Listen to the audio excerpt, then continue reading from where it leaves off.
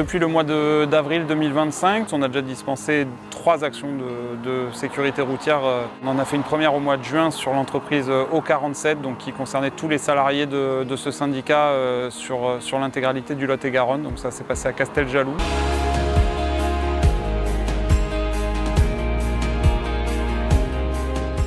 Aujourd'hui, c'est vrai que c'est un peu particulier parce que c'est la première fois qu'on organise au niveau du syndicat O47 une journée dite sécurité.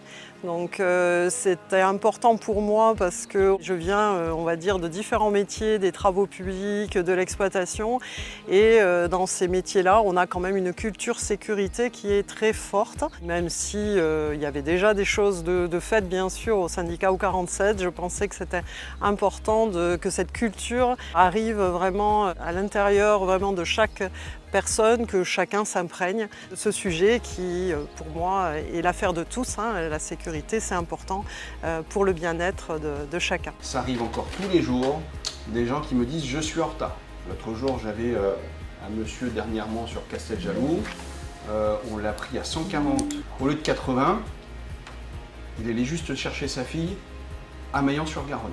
Et bien ce monsieur-là, qui est artisan, il a perdu son permis pour 6 mois. Pour nous, c'est important. Ça permet de faire d'abord de la prévention avant la répression. Effectivement, les gens acceptent notre discours.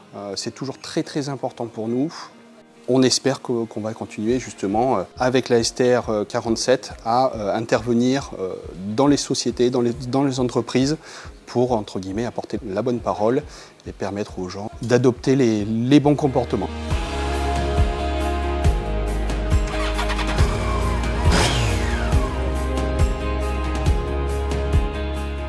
À partir du moment où il y a des enfants, ben déjà ça marche un peu plus. La limite devant l'école, c'est 30 km/h. Ça passe en 5 ans, 60, 70 et 1000 livres. Ok mec, rentre bien.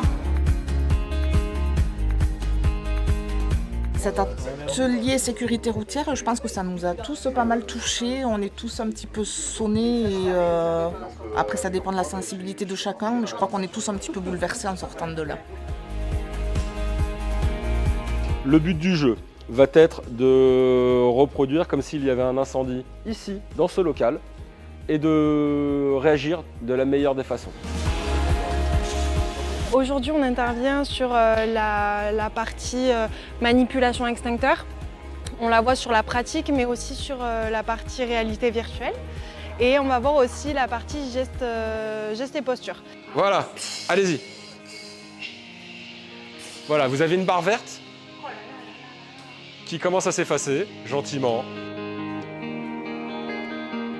Dans l'atelier gestes et postures au travail et prévention des TMS, le but est de proposer en fait des méthodes, on va dire, des solutions pour diminuer les contraintes physiques liées au travail et les douleurs liées au travail. Pour la prévention des blessures au travail, il y a 2 versants. Il y a les choses qu'on doit faire au travail ou éviter surtout à faire au travail pour éviter l'apparition des TMS, les troubles musculo-squelettiques, qui sont une grande part des arrêts de travail actuellement. Et aussi, il y a des choses qu'on doit faire en dehors du travail pour être en bonne santé et éviter d'avoir des problèmes au travail et ces problèmes qu'on en rapporte à la maison et qui nous pourrissent la vie.